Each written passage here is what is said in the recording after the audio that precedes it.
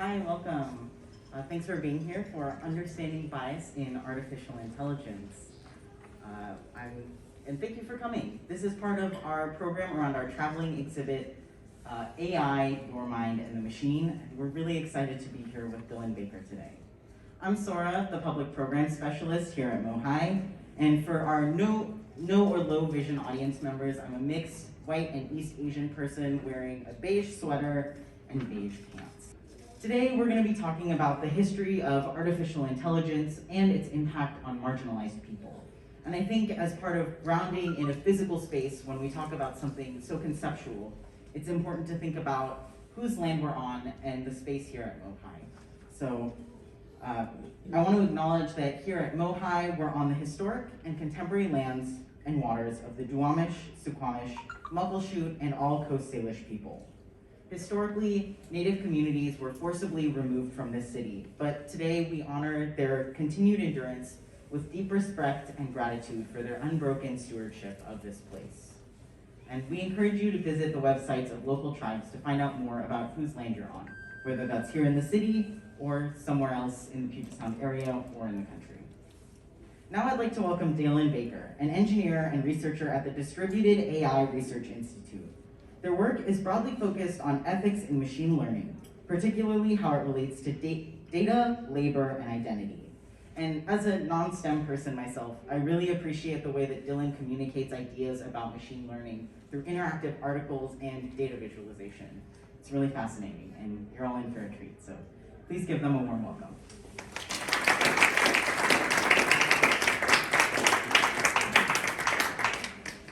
Hi, thank you for the wonderful introduction. Can you hear me okay? It's fine, awesome.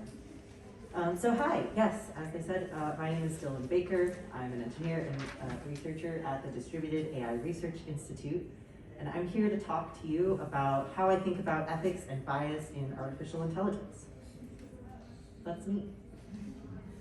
So throughout this half hour, I'm going to talk about first, what is AI ethics? What is AI and what are ethics when we think about it? And then I'm going to talk about how humans construct AI systems. And then I'm going to talk a little bit about what my work looks like and how you can get involved and learn more about this area, because it is huge. So first, what is AI ethics? First, let's talk about the AI part. AI calls to mind a lot of different things for a lot of different people. You might think like humanoid robots that come to life, or super intelligent computers that can solve all of humanity's problems. This is not how I usually think about AI. So artificial intelligence as a term emerged in like the 1950s with a group of academics gathered around some common questions. And they were kind of thinking about things like creating an artificial brain to simulate human thought mechanically. And this line of thought and the legacy of what their research turned into has gone through a lot of shifts in definition and scope. It's like spiraled out into sometimes its own independent subfields and come to overlap with a lot of different work. So you can think of it kind of like this weird overlapping collection of different research areas and projects in different fields. Now this isn't a totally accurate map of all these fields. There's a lot of overlap. It's very messy. But it's complicated because AI doesn't refer to just like one set of technologies or even one end goal. It usually refers to a collection of different technologies with the vague goal of imitating humans. And honestly, it's often used way more as like a marketing buzzword than one particular kind of technology. And it's for that reason that a lot of people don't actually use this term very much at all, because it's a kind of messy and confusing collection of ideas. A lot of times when people use AI, what they're referring to is machine learning. And machine learning does have a more specific definition. It originally grew out of a lot of this work that was being done by these early artificial intelligence researchers in the 1950s and 60s, and it kind of turned into its own field. And confusingly now, a lot of people in that field don't call their work AI. They refer to it as machine learning or whatever specific area of machine learning work they do. But if you've heard about like neural networks or deep learning, if you've seen email services like autocomplete your sentences, if Netflix is making recommendations to you, or the recent trend of DALL-E and other art generating apps generating new images, that's pretty much all coming from machine learning. And sometimes people call it AI. They're not technically wrong, but I digress. AI, very loosely, refers to technologies that aim to simulate how people think and problem solve, and sometimes it just means machine learning, and sometimes it's just a buzzword. But don't worry too much about this specific definition, because a lot of the issues that I'm going to talk about today aren't even specific to AI and machine learning, but they're broader issues of how technology interacts with power and how that shapes our lives. And I'm just sort of looking at the AI/ML side of that. So now let's talk about the ethics side. So instead of getting all philosophical about what is ethics really, I'm going to talk about concrete examples. And you can probably think about a lot of these in the news or in your day-to-day life, like if your smart home device doesn't pick up some accents or dialects of English, or your video recommendations might spiral you into a rabbit hole of disinformation and horrible content, or TikTok's automated feed can have discriminatory treatment of creators. When these recommender systems and things like that are relying on deep learning and machine learning, as a lot of them increasingly are, those are examples of harms in AI ethics or machine learning ethics. I'm going to give a couple of concrete examples in the world of computer vision that highlight some of these issues. So this one you may have heard about. It was really big in the news in 2015. And when Google's photo storage service had just started to use machine learning to identify different types of images and surface them to their users, like, here are all your pictures of bikes, it surfaced a black engineer's photos and labeled him and his friends as gorillas, which is horrible and also has a really, really long and racist history. Of course, Google issued an apology and they immediately removed that kind of classification. But we see in a lot of different places machine learning algorithms performing worse and differently on different skin tones. For example, pictured here is Joy Buolamwini, a researcher who co-authored a paper that exposed mainstream face detection systems as performing significantly worse on darker skinned people, performing the absolute worst on Black women.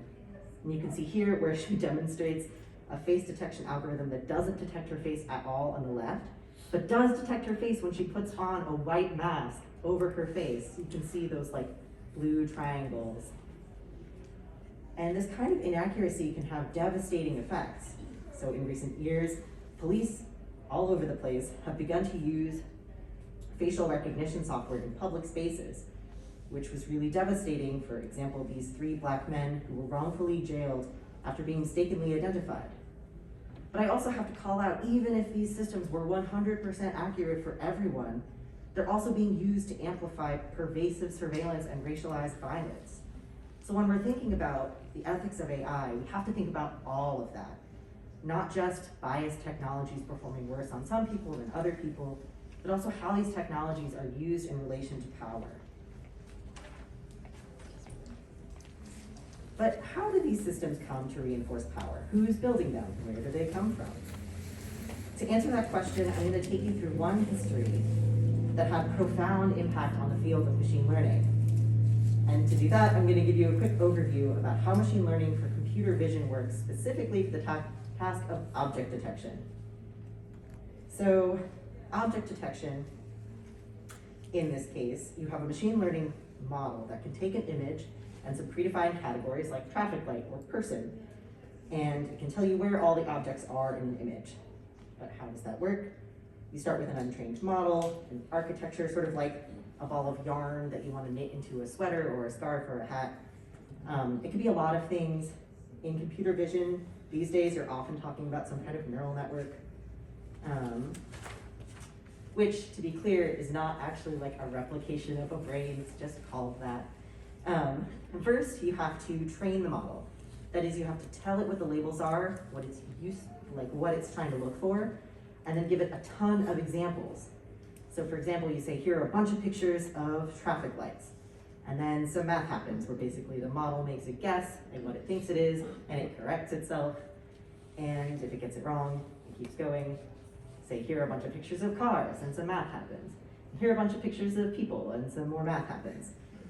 And Eventually, your model is good enough at guessing what everything is that you can pass it images that it's never seen before, and it will identify the objects. It basically learns sort of the patterns of what all these different things look like, what they have in common, and it'll be able to identify these in an image it's never seen.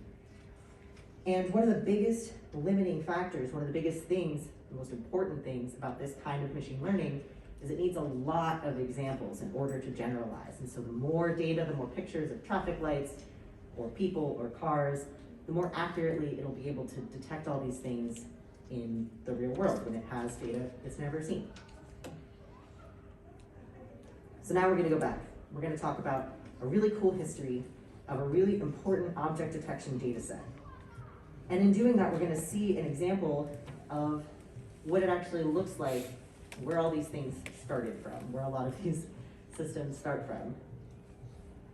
So, in the 1980s, some Princeton researchers set out to create a way of storing English words that connects them based on their meaning, grouped into a network of concepts. It's sort of like a thesaurus that stores words that mean similar things like pretty and beautiful and gorgeous, but it also stores relationships to words that are richer than that, like small and smaller and smallest are all related by magnitude. Or it'll separately store the idea that the leg of a chair is different than the leg of a person. Or like a husky is a type of dog, which is a type of mammal. It has really rich connections between types of words. And in the early 2000s, a Stanford researcher named Fei-Fei Li was studying object recognition. So remember, this is trying to get computers to identify different things in pictures. And the field looks super different then. Because remember, to train these models, you need a ton of data, and you need to label it. You need to know these are pictures of traffic lights, and these are pictures of cars.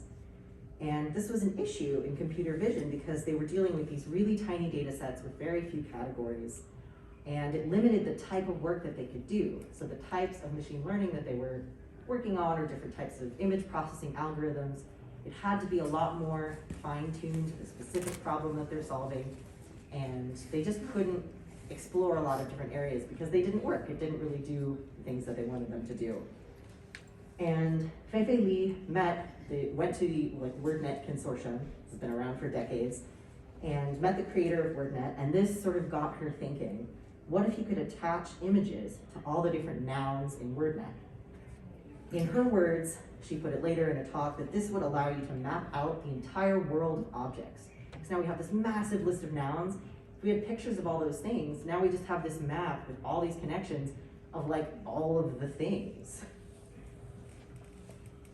And so she started the project that would go on to become Imagenet. And over the course of a couple of years with the research team, she created the first version, what's called Imagenet, which is an image database with all these different pictures attached to all these different words in the Wordnet hierarchy. So now you have this husky is a type of dog, which is a type of mammal, with hundreds and hundreds and thousands of pictures of all of those different categories. And this was huge. Something like this just had not existed at this magnitude before. And not only were there all of these relationships, but there were an unprecedented number of images. Imagenet started out with 14 million images. And for reference, the other standard machine learning, computer vision data set up to this point had 20,000 images. So this is 700 times larger. But where did all these images come from? Basically, downloading as many images from the internet as you possibly can. So this is 2006, 2007, 2008, where people were getting really into using the internet to share pictures with their friends and family. And it's not on private accounts because Facebook wasn't really picking up steam and wasn't really public in this way. When people were sharing all their photos in the early 2000s, we're talking Flickr and PhotoBucket and people's personal blogs, where people are sharing their personal photography and uploading pictures of their vacation so they can send it to their mom over email. And so we're also in the early days of web search, web image search.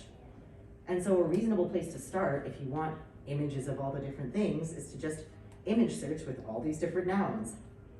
And the problem is, if you've ever gone to the second or third page of search results, especially in 2007, it's not going to be super useful. And you have 14 million images, so you can't just check every single one by hand and be is this actually a picture of a car? But luckily, when they had all these images and they were trying to get the right labels for them all, Amazon had just launched a service called Amazon Mechanical Turk.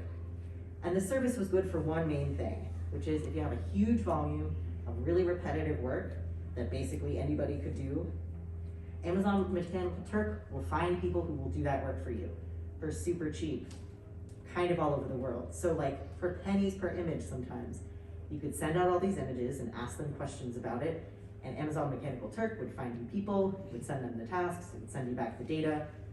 This was some of like the original crowdsourcing over the internet. And so this is what the Mechanical Turk workers saw when they were labeling the Imagenet images. They'd give you a word and a definition. In this case, this is delta, as in like a river delta. And they ask you to select all of the images that contain that word or concept.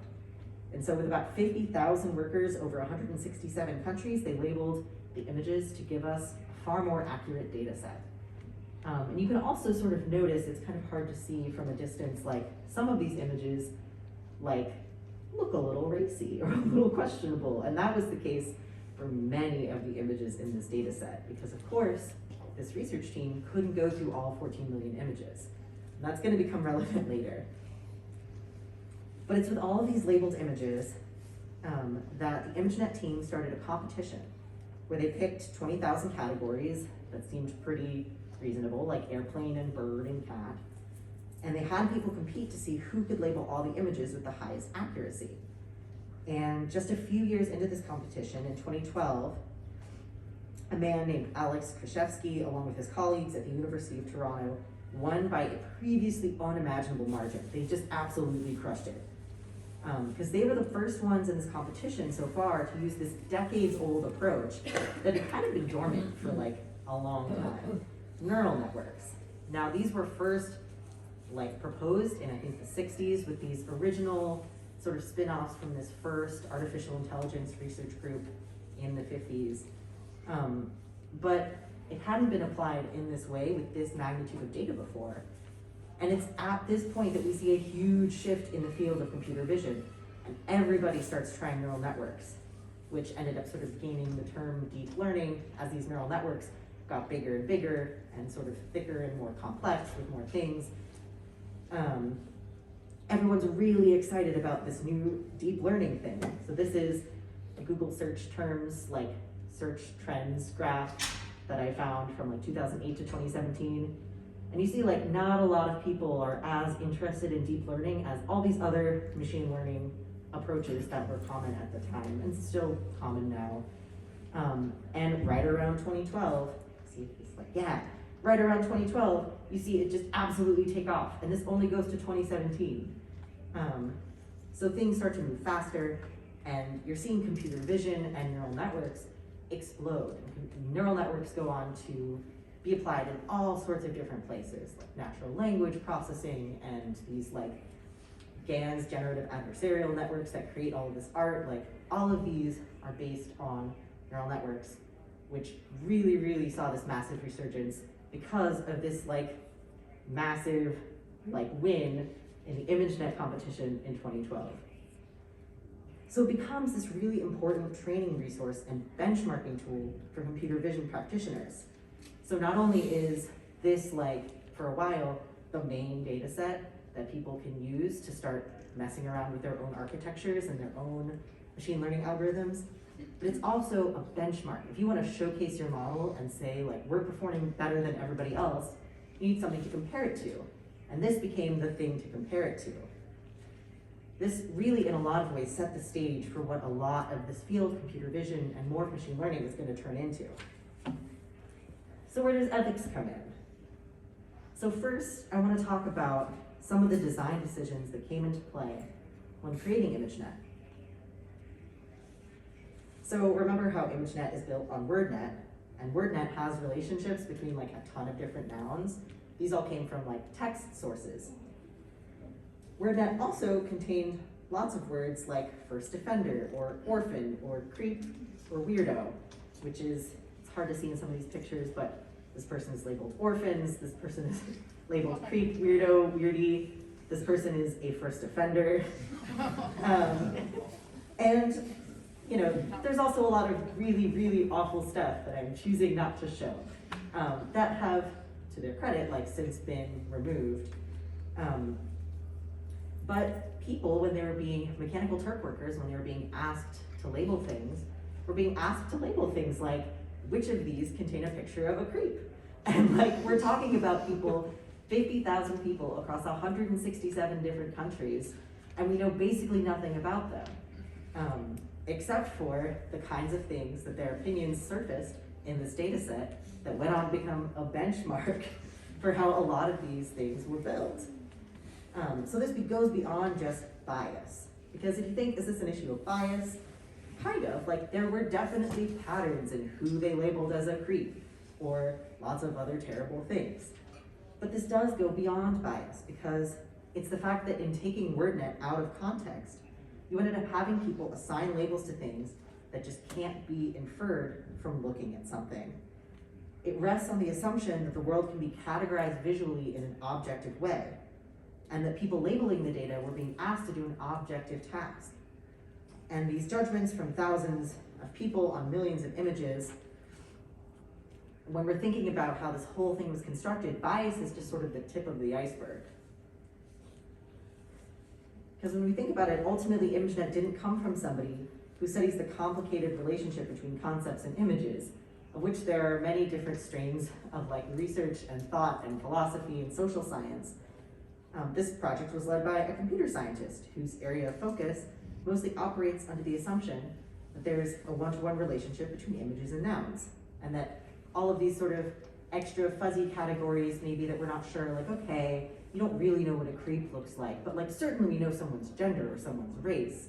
You know, it just sort of treats a lot of these other things that are uncertain as like edge cases, when really every single decision about how to classify the world encodes a worldview. For example, if we label objects in an image, like this picture of the Seattle skyline, it might seem objective. Here's a building, here's a mountain, here's some buildings, here's some bushes. But what if you chose to label the objects differently? Like, this is a tower of unknown religion, and this is a non-religious tower. And these plants, they're both edible. And this is Tahoma. And here, we're tagging this land as Duwamish and Coast Salish, and it is occupied.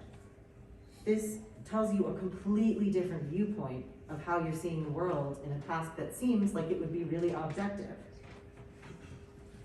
And so depending on how they're built and the data they're trained on and what they're made for, all these different machine learning processes through language and computer vision and recommender systems, they're all telling you a different worldview with different assumptions based on what they're made for. And these design decisions can have massive downstream effects. Because when you build a field that operates under the assumption that you can infer most things from images, you end up with papers like this 2016 paper that claim to assess someone's criminality based on images of their face. And this was actually published in the year 2016. And you know, they were like, these are statistically significant results. And we've seen throughout history that this is just not something that you can do. People keep reinventing chronology and it keeps getting published. As Kate Crawford and Trevor Pagman put it, the automated interpretation of images is an inherently social and political project rather than a purely technical one. And I highly recommend the site excavating.ai. It gives a really good background in, sort of a richer background in how to think about the sort of depth of these AI systems. So now I'm going to talk about another way that people shape AI systems, and that is as laborers. So, as I'm sure you know, it might seem like AI systems are these magical autonomous things, but to be useful at all, a vast majority of it relies on repetitive manual labor, whether that be in data labeling or aspects of content like tagging and management, that like flagging offensive content, evaluating how well a model is performing. All these things we sort of need to check with humans as a ground truth. And that takes a lot of labor. So let's go back to Mechanical Turk. The decision was made to use this platform because it was cheap. And they didn't need labelers to have a particular background or be trained in a particular way. And it was thought of as an objective task. So labelers are just interchangeable. And this was another sort of genie out of the bottle moment and it's shifted the entire discipline's relationship to data. Because if Imagenet was super useful and super cheap enough that a university could afford to do it, given it's Stanford, but you know, it's not Google. And there's this huge wealth of data available on the internet, like without any real protections, because it's 2008, 9, 10, even 11, 12. Suddenly data labeling became this absolute bedrock of the industry. Like every major tech company out there is doing millions and millions of dollars of it, I guarantee you. And so it set up this situation that's dependent on this cheap labor, premised on the ideas that all humans have the innate capacity to recognize images in the exact same way. And nowadays, there are a lot more companies offering to farm out this work. Like a lot. Like truly so many, I can't even fit them all on the slide, and there are probably more that have popped up since I made this slide. And these labeling platforms are designed to make labeling as cheap and fast as possible while still being reliable enough. And, you know, even if you have to, you know, label something 3 times and just, you know, take best 2 out of 3 labels, like, you know, it doesn't matter if it's cheap enough to get people to do this labeling, you can just have as many people as possible. And whenever people want to make labor cheap and fast, they treat their workers as expendable and interchangeable. Labelers end up with very few labor protections, even when they're exposed to toxic or traumatizing content, because there's a lot of bad stuff on the internet. And oftentimes their very valid work can be rejected without pay with basically no recourse. And they're often from globally marginalized populations. So there are a lot of people in destabilized parts of the world, a lot of refugees, a lot of folks who are otherwise unable to work other jobs, who do this kind of work because it's remote, it has flexible hours, it's accessible. Like there are folks paying day by day for like cell data and electricity so they can do labeling jobs from their phone because it gives them enough money to sort of keep going. And it's not like this work is inherently terrible, like mindless work that you can do in the background remotely whenever you want. That could be cool, but in practice, because of all these other conditions, it can end up looking really exploitative. And it's gig work, like people do it for a lot of the same reasons they do other forms of gig work, and it has a lot of the same types of problems. So just to sort of highlight this, there's a group called Fair Work that looks at worker rights at all of these different crowd computation and labeling companies. And they evaluate every platform on ethical standards, like workers are paid on time for the work that they actually do, and workers are paid at least the minimum wage, and health and safety risks are mitigated, like really basic stuff. And no crowd compute platform scored 10 out of 10. Most of them scored very low. Aben, a company that I have worked with before, scored a 3. And this was considered sort of colloquially among the people that I was working with as a pretty solid platform that people were pretty happy with. Mechanical Turk, for what it's worth, is still around and it scored a 0. Oh. Now, Imagenet is not responsible for this. Mechanical Turk launched 2 years before Imagenet even started. And there are a lot of other social and political global conditions that led to these kinds of labor conditions. But Imagenet did set a norm for how large-scale data labeling can and should look. It set expectations for how expensive it is to label this data, because beforehand, the thing that they first tried was getting undergrads to label it, or people on the research team. They're like, this is too slow, too expensive, we don't have enough people, and it's expensive to pay grad students to label this data. So, we need to find people for even more precarious conditions, and we need way more of them. So it sort of set this expectation that all of these big tech companies that have tons and tons of money can now sort of explode.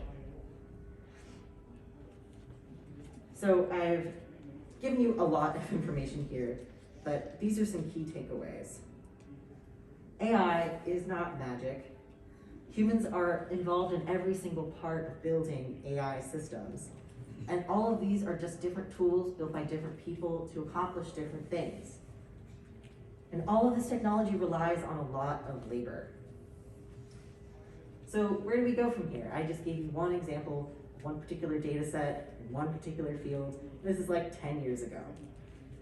What does AI ethics work look like now? It can look like truly so many things.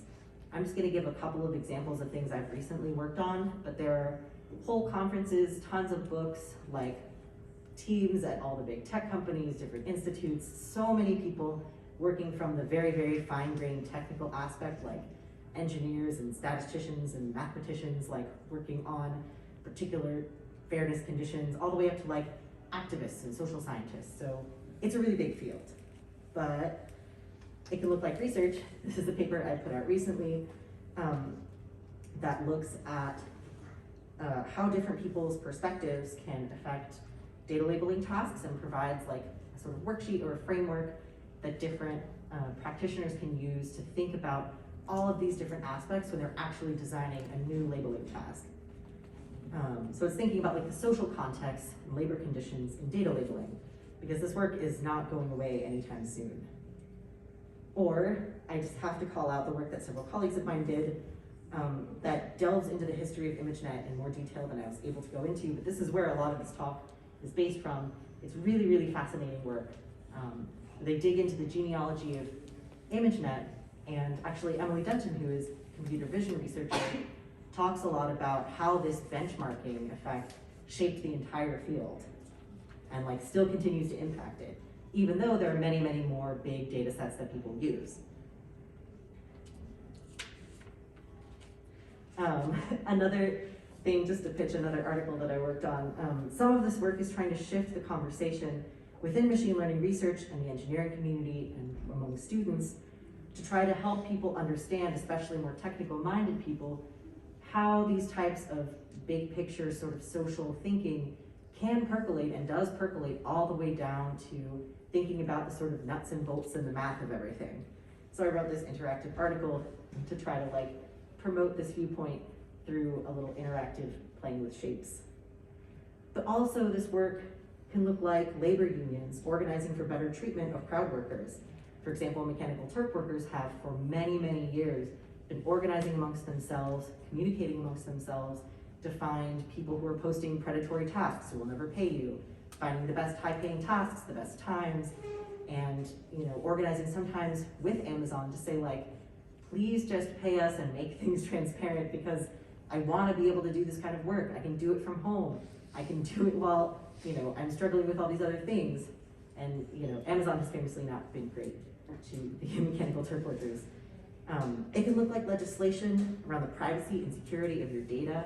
Because if you think about the fact that so many of these big models need so much data, it can start to be very, very useful for a lot of platforms and companies and people scraping the web to want as much data as possible all the time, including yours. It can also look like community organizers, organizing to, for example, ban the police from using facial recognition in your city, which several cities have successfully done in the past handful of years, which I think is great. And now, where I'm at the Distributed AI Research Institute, our overall research agenda and the way that we're trying to pursue our work, we're less than a year old, so we're still sort of getting on our feet. I think can be summarized really well in one of these tweets from Timmy, who founded the Institute. And that is, if people are talking about ethics without naming specific structural issues, centering the people who are harmed by these issues, passing the mic to them and ceding power, then I suggest keeping it moving to those who do that instead. And I really like this sort of snarky way of saying that in order to think about ethics in AI in a really broad way, we have to be thinking about all the different aspects from the sort of fine-tuned math stuff all the way up to how is technology amplifying and shifting power, and how does that play out into the circumstances of how these data sets and models are actually being developed. And so that's all the time I have. Thank you so much for your time. And if you're interested in learning more about all these things, I'm happy to give resources. And also, all these books are very, very readable. A lot of them, they're all really fantastic, and they all touch on tons of these different ethical issues. I highly recommend them. And that's how you can reach me. Maybe even still on Twitter. Thank you so much.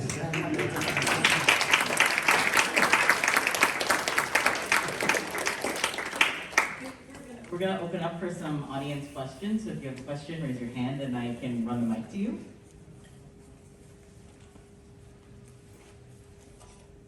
Thank you. Thank you, Dylan. Question I had, particularly towards the end of that, was I was thinking about the motivation behind economics and other economic models like donut economics and other ideas that have different goals related to economics. And I was wondering if you could maybe share your thoughts on some of the goals of developing AI in the first place and whether or not those goals may feed or be supported by a biased execution, what some alternative goals may look like, whether you've come across any of that in your research. Oh, absolutely. Thank you. Yeah, I would love to talk about that. So when I think about like the goals of why a lot of these systems get developed, like I think the first thing to go back to is usually the same thing in any like capitalist framework is money, just profit. And there are also lots of, there's academic goals that people have within academia to just sort of like pursue lines of research and get funding, get publications, which is complicated by the fact that increasing numbers of academic positions and labs and universities that study AI, even AI ethics, are funded by these very large tech companies. And so a lot of this can end up getting consolidated into the goals of these large tech companies. And when it comes to that, I think a lot of it has to do with the fact that many of these like AI systems and machine learning models are super, super powerful and can do a lot of things that we couldn't do before, like giving a lot of data can allow you to make very, very specific recommendations for specific ads, like serving ads on Instagram or Twitter or Facebook. If it can very, very accurately surface things that you're more likely to click on, of course they're gonna fuel tons and tons of money into recommender systems and that type of thing. So it's complicated, but I think I always sort of go back to like following the money because I think that answers the question a lot. And when we're thinking about like alternative like motivation systems, I think it often comes into trying to find systems that don't center around capital. So like a lot of organizing with communities that are impacted by the harms of a particular system, and finding ways to use sort of their narratives and goals and needs and saying like, how can technology help solve these problems? If they can, like, how do we find sort of an ethical end-to-end way to serve you without creating more of these issues that we're trying to get rid of? But I think it's very bespoke. I think it like is a very case-by-case thing, and that's better than the current trajectory towards like the most general purpose things we could possibly make with as much data as we can make that will create a lot of destruction in all of these specific areas. Anyway, I'm really done. That's my thought. Thank you.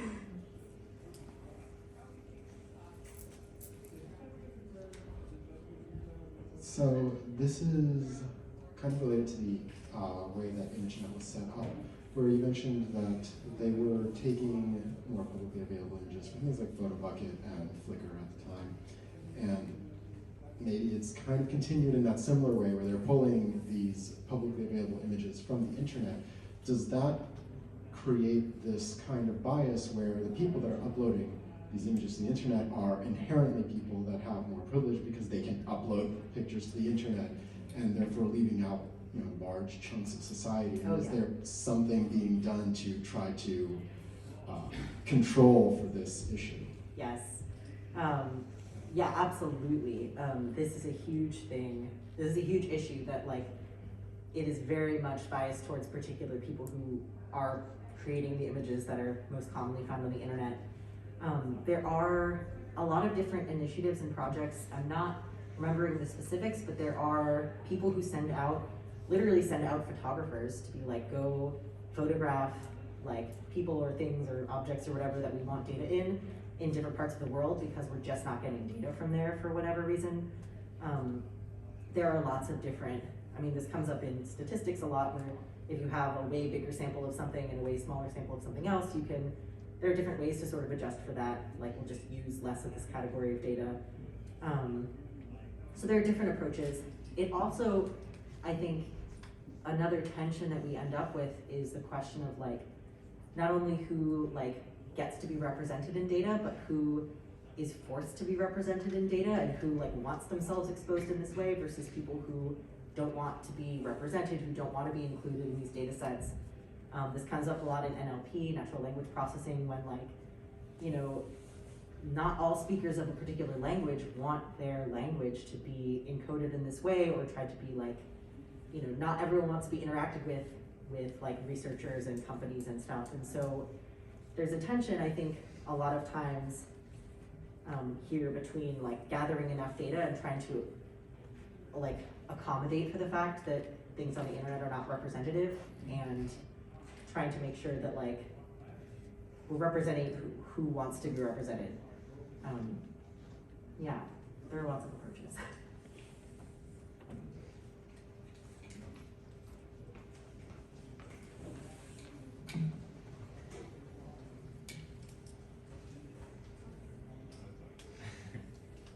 I was wondering, so I was wondering if you ever like kept in mind of the idea of the photographer, because I think when you photograph something, you're kind of assigning value to the world around you, and in that way, you kind of encapsulate the photographer's worldview and what they want to photograph and upload and share with other people. So I was just kind of wondering, we have all these photos on the internet, and you also mentioned how you sometimes direct what to take pictures, just with the intention of taking pictures. So I'm just kind of curious about this idea of intention behind photographs or data.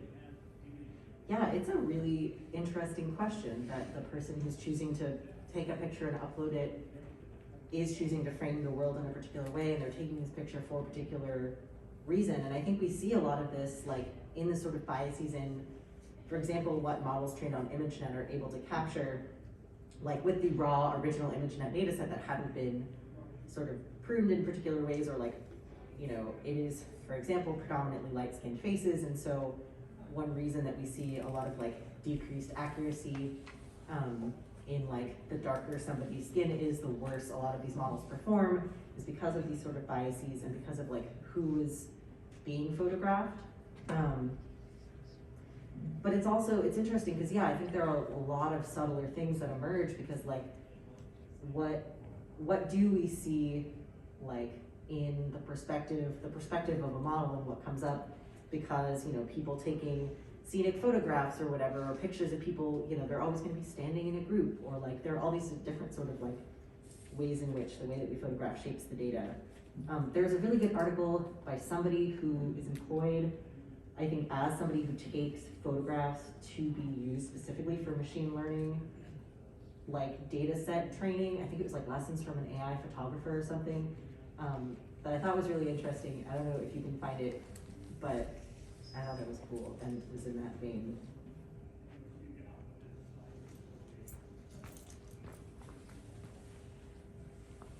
So you mentioned Emily Devon's work on benchmarking and questioning the importance of benchmarks. I just have a question on what do you think of the usefulness of benchmarking papers for looking at bias and problems in images and in particularly language models? What do you think the value of those are?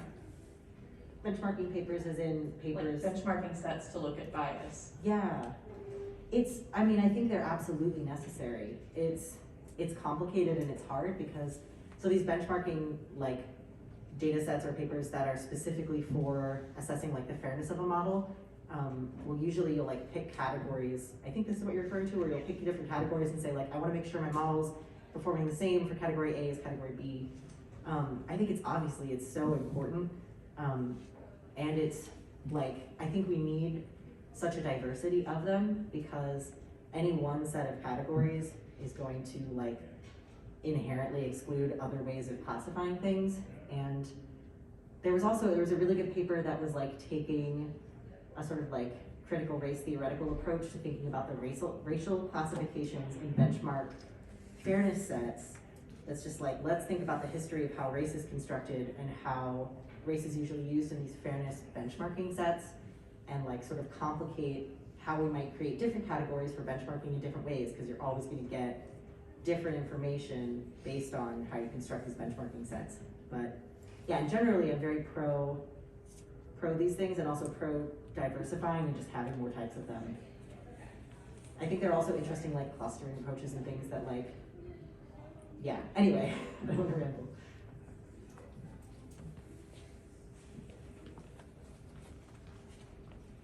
spoke a little bit to some of the labor issues around AI, and I was wondering if you could speak to the other end of the labor issues being types of labor that are going to be devalued because of AI creation. I'm thinking both about image generation, but also things like copywriting or automated driving and that kind of thing. Is that a genie out of the bottle situation, or what do you think's gonna happen there? I wish I knew. That's a really, really great question. Like, there's a lot that people are writing and thinking about, like labor replacement and devaluation. I mean, especially conversations happening around like AI art right now.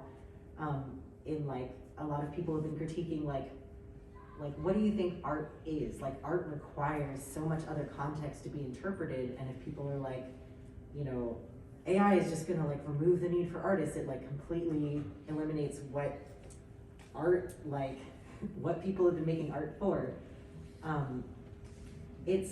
think it's hard, like, in sort of like a capitalistic society where, like, ideally it'd be like, cool, if we can replace lots of different types of like, you know, manual labor that we otherwise really need to do with AI systems, then that can free up more people's time to do other things and like make art and relax and have more leisure time. And it's difficult when we're forced into a framing where it's like AI is gonna like take people's jobs, or AI is gonna like replace artists, and we're gonna have even more excuses to, you know, not employ a bunch of artists because now all of our stock imagery can just be generated by DALL-E or whatever. So like, now this is taking a bunch of stock photographers or like illustrators, sort of giving them less and less work, as opposed to like different ways we could be thinking about shifting labor to give people more leisure and more free time. But yeah, it's messy, and I don't know where the future is headed, but I think like people who study, like social scientists and people who study labor more directly would maybe have a more interesting answer to that question.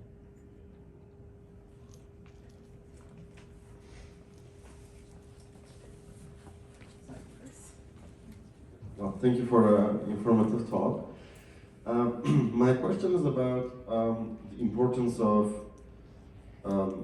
academic freedom or the independence of science from corporate interests, in your story. And I'm asking the question because more and more top researchers in these fields work at companies rather than in universities.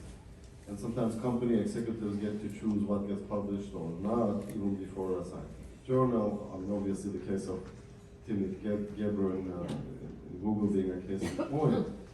And so, how important is it to preserve that academic freedom, and how can we safeguard it? Yeah. No, I think that's a really good question, and it's something we're struggling with a lot of DAIR, we're just like thinking a lot about, because it's really challenging without funding, and funding from resources or from people or like institutions that are as divested as they can possibly be from like sort of big tech corporate interests. Yeah, I think finding more independent funding and finding ways to like help shift the conversation, especially at these sort of like high level sort of, I mean, I'm not in like the billionaire echelon of people who are deciding what to fund, but there's definitely a lot, like, you know, hundreds of millions or billions of dollars getting, you know, given to a lot of different sort of startups and institutions doing this sort of like cutting edge AI research. And I feel like if we were able to sort of shift, or even AI ethics research, if we were able to shift sort of public perception about the types of like issues that matter and types of things that can be studied, like, you know, maybe we could shift any amount of how that capital is flowing, or, you know, more funding in different universities, or more like worker protections in universities might decrease the pressure that a lot of like graduate students or contingent faculty feel to, you know, spend every summer at a tech internship or have a dual appointment between a tech company and a university, when like, I mean, I can't blame anybody for doing, like, I went to Google because I had a lot of student loans, and like, you know, I wish I could shift capital in a meaningful way, but yeah.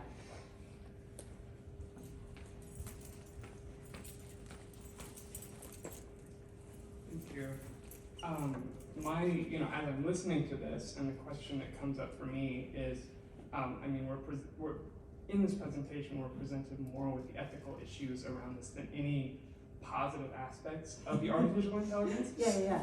And I say this, I'm pro automation of a lot of things because that gives us more time to spend with our families. If menial tasks are automated, I have more time to do things that I like to do. So I'm pro that, but at a certain point, when you look at this and you're presenting all of these issues, how are we monitoring, is this doing more harm than good? Because again, I'm seeing this presentation and sure, life becomes a little easier with these things, but marginalized communities' lives are being made more difficult. So at what point are we actually benefiting from this and not being hurt? Yeah, that's a really good question. It's something that I think about a lot, because it's really hard. I mean, it feels like I think we're constantly playing defense, and we're constantly saying having to respond to the next big thing that some tech company did, and saying you shouldn't do this, it's harmful.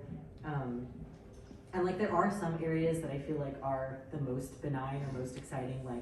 There's a lot of medical imaging stuff, medical imaging computer vision research that's seems like it's really, really able to be helpful in detecting diseases and things like that, in the right circumstances are super amazing and great.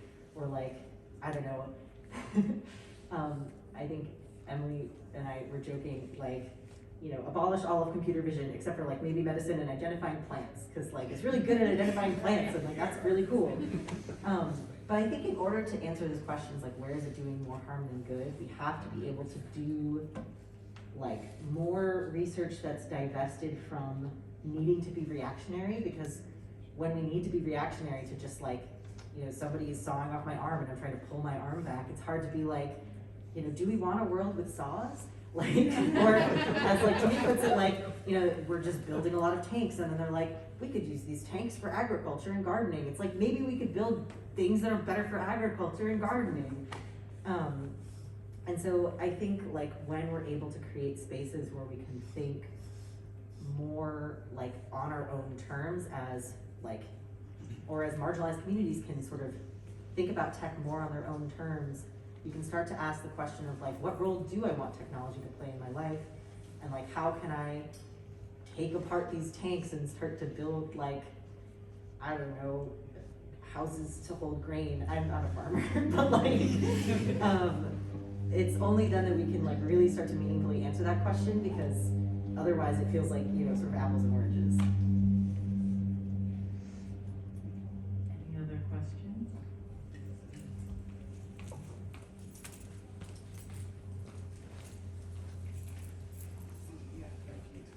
Didn't intend to bookend the Q&A. It is related to your question about harm versus good, and the other tendency that sort of saw in the presentation for an academic need to categorize, define a reductionist view of understanding the world. I was wondering if there's any AI research or any projects or anything you can speak to that actually intends to provide a more holistic understanding and a more contextual understanding of a subject, an environment, concept, and anything in that space that kind of labels, or that kind of looks to something that's a bit more expansive and a bit more holistic, as opposed to this very categorizing, reductionist view of stuff.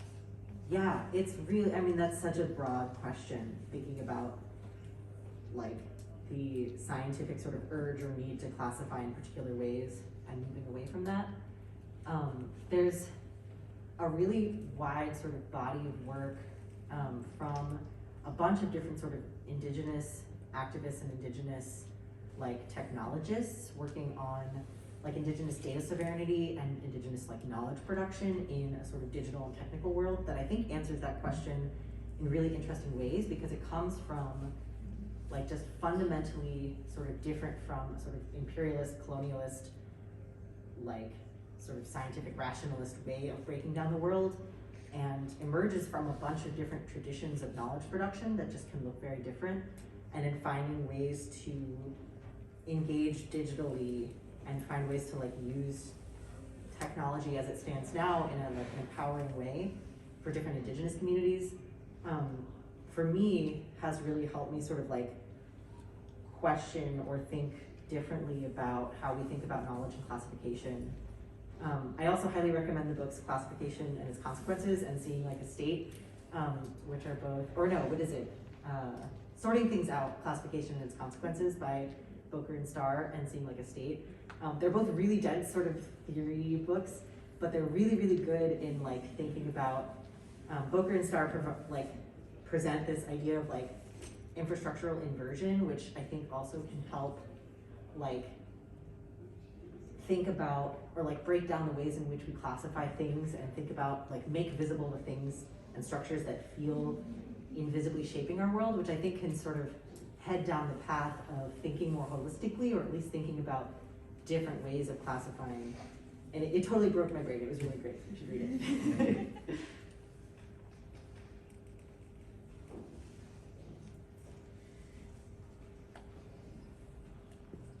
One more question for me. Most of the research we have now in terms of AI and machine learning is obviously being done in either colleges here or in large tech companies, fields like that. And it again comes back to like, the exact kind of people that are doing this kind of research. It's all the same kind of people. Is there any work being done to bring this research or to have this research done in other communities by other groups of people? Yes, absolutely. Yeah, the like more mainstream AI research community could be really homogenous for a lot of reasons you would expect. I think a lot of like organizing of tech workers that include sort of contract workers and other kinds of tech laborers can end up being a lot more sort of cross-class, and it's less like what you might think of as like AI research, but it is still sort of community-based research and understanding of these technical systems. What was I just thinking about? Oh yeah, I think Stop LAPD Spying is also, it's also like more of a community organizing group based in LA about police surveillance, which are also usually AI or machine learning fueled technologies. So I think this is where, like, these are often the spaces where we see a lot more wide-ranging communities that are being impacted by technology, sort of pushing back, and in order to push back, I think need to sort of become citizen and community researchers in like reverse engineering what's going on. There's tons of examples of different sort of organizing groups that end up sort of being their own sort of researchers and like localized experts. And I think the sort of missing step, and something we're trying to do at DAIR, is taking that kind of localized knowledge and sort of helping integrate it into academic conversations and sort of like bring it to the level of like, we're going to like pay and, treat with like respect and expertise the actual like people on the ground who are dealing with all these issues, who are doing the same kind of work that researchers do, which is like understanding these systems and how they sort of interplay with each other. So I think in a way, like the field is very homogenous, and in another more expanded way, the field is like huge and diverse, and it's just about sort of lifting up different voices and including them in the conversation. And that's why like one of the DAIR fellows, one of the people we work with is like, as a former Amazon like organizer, and has like worked at some of Mark Zuckerberg's schools, or one of Mark Zuckerberg's schools, which I didn't even know existed. And like, it's like very techie and sort of dystopian. And like, we have journalists and other organizers and people who have experiences with these AI systems in a very different way.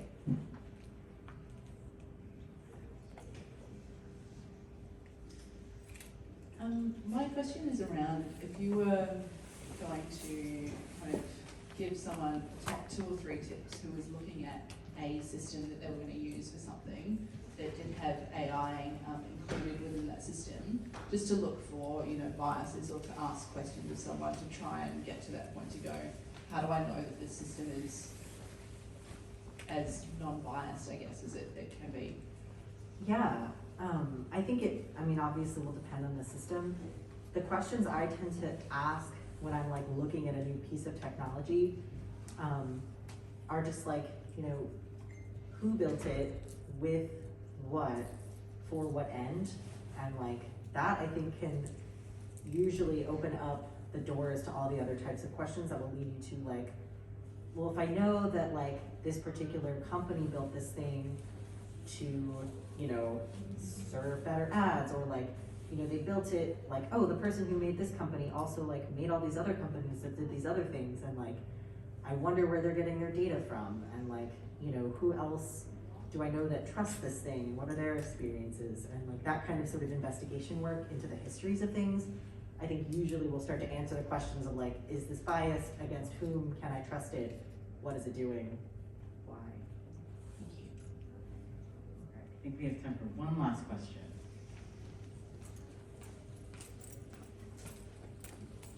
Yeah, and I'm also happy to stick around after to talk to people. So, one of the things that I've been just generally over the past few years worried about is the decline in science literacy. Yeah. And, you know, of course we saw with COVID what a disaster that could be. Yeah. And then when it comes to this, which is, I think for the average person, a more subtle thing that they probably aren't even thinking about, you know, how can we like, you know, from the time, like work in education about this sort of thing in a developmentally appropriate way so that you know, you know, 5-year-olds are using computers and AI, Yeah. and they know they can hack things, you Yeah. know? So, just kind of wondering, you know, what we can do to kind of, you know, and also kids now are trained from the time they're little to pursue, you know, financially stable careers and things like that, Yeah. which deters from, you know, careers that might have a heavier emphasis on like ethics and philosophy and things like that. Yeah. So I'm just wondering like what might be going on, or what thoughts, you know, what thoughts experts like yourself have in, you know, trying to, you know, make this more, you know, part of the mainstream conversation. Yeah, that's a really good question, and that's something I think about a lot as I have more conversations with people. Something that I think can be really helpful, especially like, I have a baby sister who's, I guess not a baby, she's like 19. And, but you know, feels like a totally different universe. And you know, we were talking about TikTok, I think, and she was like, oh, you know, I haven't broken in my algorithm yet. And I was like, whoa, that's just like not a like phrase that but it makes perfect sense. Like I haven't broken it in, it's not behaving the way that I expect it to. And like, oh, if I want my algorithm to do something, like people start to develop working models of how things respond to them and respond to their actions. And like in ways that I think as somebody even like marginally more removed, like surprised me, because I'm like, oh, I just didn't grow up like that. And I was like pretty online as a kid, as online as you could be.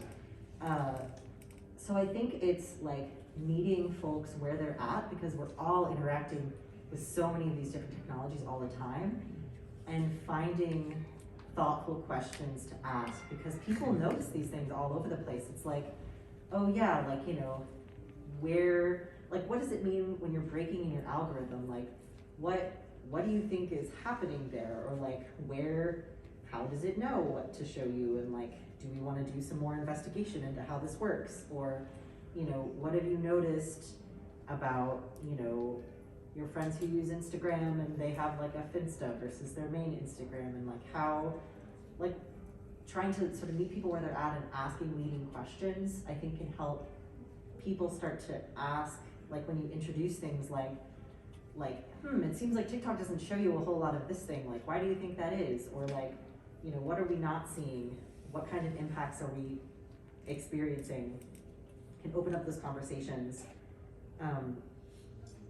But it's hard to like, it's also hard to sort of do the like this is water thing, where it's like you also don't have to, like there are other ways of thinking about things, and like, you know, it's possible to exist without these apps, or like this is how this looks to me, and being able to have conversations with people who have very different relationships to technology, I think can also be really eye-opening, and being like, huh, like this looks this way to me, like is this how you experience it? Because like in my head I'm like, this feels really fucked up, like I don't, this is weird to me.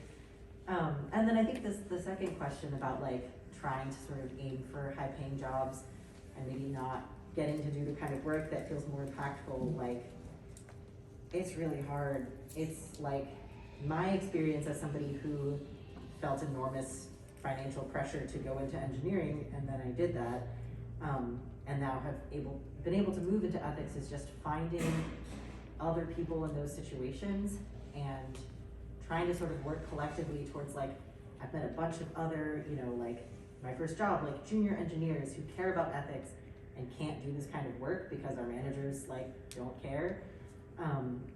And just trying to sort of work amongst ourselves within the systems that we're in to try to shift the balance at all, or find ways, you know, like I'm now in a bunch of different, like, you know, Twitter spheres or whatever, where people will post like job postings that are like, these seem more ethical, like how do we move in these directions, or how do we help people who have now, you know, made their stability and money in tech transition into maybe lower paying jobs that have more impact, or how can we financially support our friends who are grade school teachers and like can't pay their bills, like finding ways to network amongst ourselves to try to make this more sustainable, or like, I don't know, a labor uprising and everyone gets paid more, something like that. Yeah. Thank you, Dylan. Where can we find more of your research and work with DAIR? Oh, yes. So DAIRinstitute.org, we're about to have a big website overhaul on December 2nd, I think. If you look at our website or on our Twitter page while it still exists, we're also about to do a like team summit where we have some like workshops and give talks about everyone at DAIR and the kind of work that we're doing in our like 1 year anniversary. It's free, it'll be virtual, so if you're interested, check out daircommunity.org, dair-community.org, that's DAIR, or DAIR Institute, sorry, dairinstitute.org. And dair-community.social is our new Mastodon instance. Yeah, that's where you can find more of my work. I also post about it on Twitter, and now hopefully Mastodon. Yeah. Thank you so much, everyone. Please give them a nice round of applause. Thank you so much.